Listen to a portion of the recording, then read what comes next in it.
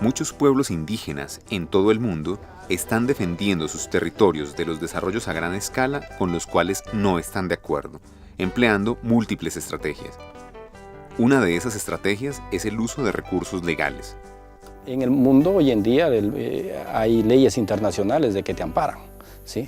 Hay incluso internamente dentro de cada nación hay leyes que te amparan como ciudadano. Tú eres parte de aquello, tú eres parte de la población, tú haces país dentro de eso, ¿no? Y ahí hay cómo poder luchar, cómo poder defender tus derechos. Las comunidades están usando el derecho nacional, regional e internacional para combatir la adquisición de sus tierras.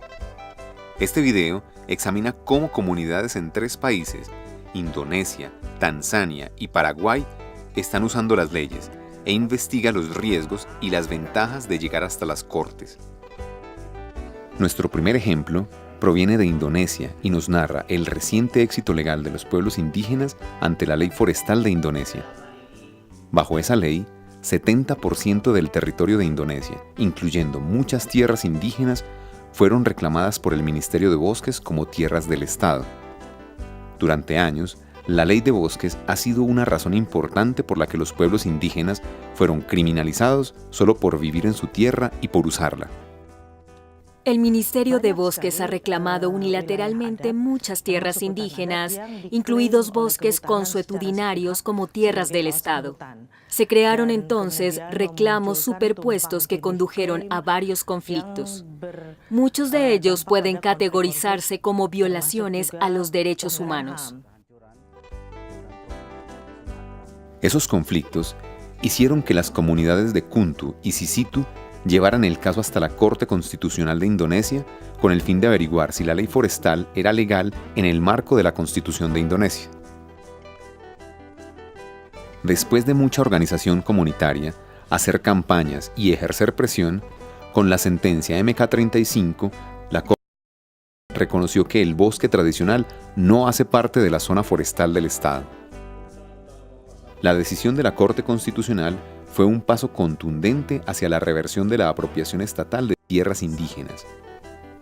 Sin embargo, falta mucho camino por recorrer para asegurar el reconocimiento de los derechos de los pueblos indígenas de Indonesia. Por supuesto, a pesar de la sentencia de la Corte Constitucional, la lucha sigue siendo larga. La sentencia no es suficiente, sino que debe ser reforzada por otros instrumentos legales. Sobre todo, tenemos que acelerar la adopción de la ley sobre el reconocimiento y la protección de los pueblos indígenas. Este ejemplo nos muestra que los pueblos indígenas de Indonesia están usando con éxito vías legales para desafiar leyes injustas. Sin embargo, convertir estos éxitos legales en cambios verdaderos para los pueblos indígenas necesita continua movilización y organización.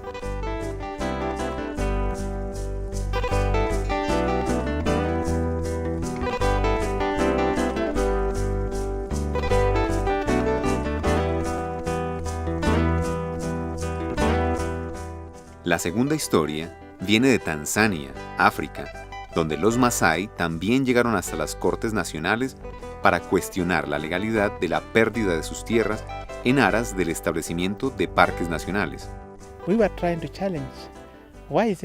Estuvimos tratando de cuestionar por qué los Masái son desalojados de su territorio. ¿Es constitucional? ¿Por qué en Tanzania los militares apoyan a las empresas, sobre todo cuando éstas llegan a los territorios de los pueblos indígenas? Cuestionamos la violación masiva de los derechos humanos. Le han disparado a la gente, le han detenido, han destruido los medios de subsistencia. Queremos que la Corte nos aclare si esas cosas son constitucionales. El movimiento Masái apoyó su caso ante la Corte, asegurándose de mantener lo más posible la unidad y la participación comunitaria. Hicimos un esfuerzo para atender las sesiones de la Corte como comunidad, sin hablar ni interferir, por lo menos viendo qué estaba pasando. qué estaban diciendo. La comunidad también contribuyó aportando recursos financieros e informando a los medios de comunicación, quienes informaban al público sobre cómo iba desarrollando el caso. Sin embargo, el pueblo masái constató que acudir a los tribunales para defender su territorio puede tener limitaciones.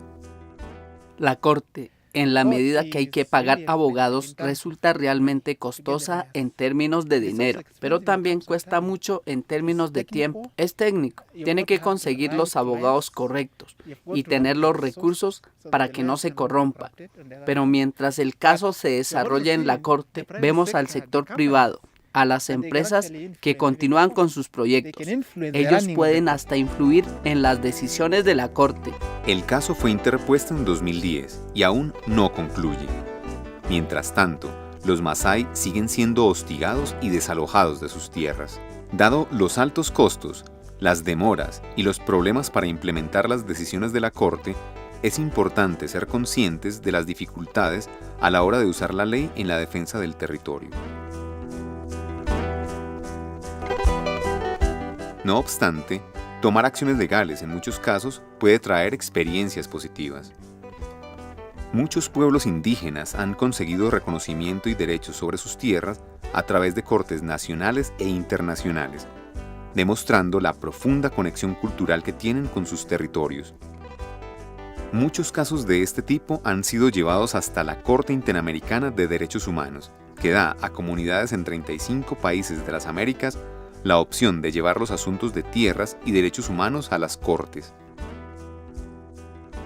El sistema interamericano de derechos humanos ha sido bastante usado, sobre todo en los últimos 12 años, por comunidades que sienten que sus derechos humanos, incluido el derecho a la propiedad, a la cultura, a la vida y a la salud, están siendo violados por esos proyectos.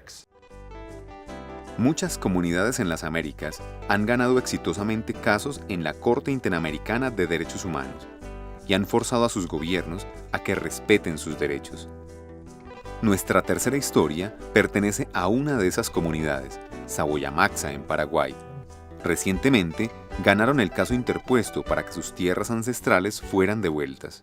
El ganadero se adueñó de nuestra tierra, el ganadero deforestó 3.000 hectáreas que era nuestro bosque. No teníamos esa libertad de poder sostener nuestra cultura. Nos fuimos a la Corte Interamericana de Derechos Humanos y gracias a la Corte Interamericana de Derechos Humanos reconoció nuestros reclamos, reconoció nuestros derechos como pueblo indígena.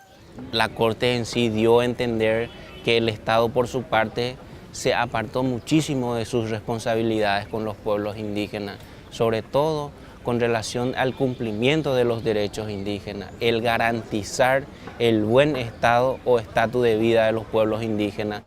La Corte ordenó que el Estado paraguayo devolviera a Saboyamaxa sus tierras ancestrales. No obstante, tomó 8 años que la sentencia se cumpliera y solo fue posible gracias a la presión de la comunidad y de quienes los apoyaban. Como sabemos, toda lucha por la tierra o por el territorio para los pueblos indígenas, el componente jurídico quizás sea solamente una de las patas. Vemos que tuvo un fuerte componente político también. Tuvimos que reclamar, pelear en documentos, manifestar, cerrar rutas, manifestar en frente del Congreso, en frente de los gobiernos, a que reconozcan ellos. Su caso es un caso emblemático que debería de servir para otros casos también. La interpretación que hace la Corte Interamericana de Derechos Humanos del derecho a la propiedad comunitaria sirve también para otros países. La víctima que se somete a un proceso judicial en defensa de sus derechos es una víctima victoriosa, porque ha tenido la capacidad de enfrentarse muchas veces cara a cara a los perpetradores frente a un tribunal. Entonces, estas largas luchas son generadoras de mucha dignidad y mucho respeto a nivel nacional e internacional. El derecho internacional humanitario también ha sido usado para apoyar los derechos de los pueblos indígenas. Tratados como la Declaración de las Naciones Unidas sobre los Derechos de los Pueblos Indígenas y el Convenio 169 de la Organización Internacional del Trabajo prohíben el despojo forzado de los territorios indígenas.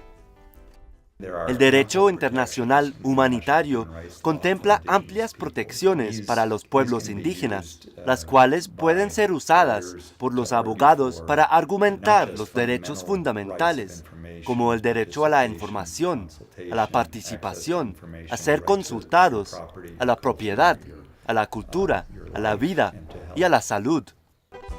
Dado que la legislación de cada país es diferente, la manera en que la ley puede ser usada por las comunidades dependerá de cada caso.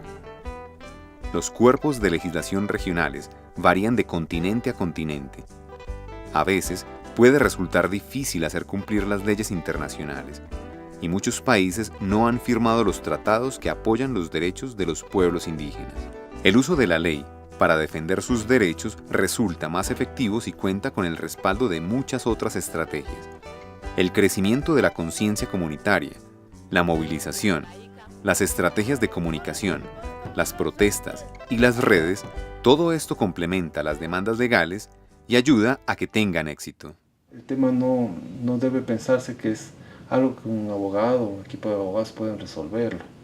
Yo pienso que el trabajo de los abogados es valioso, sin duda, pero quien debe tener la capacidad de argumentar, de llevar su verdad ante los tribunales y ante la opinión pública, tienen que ser las propias comunidades.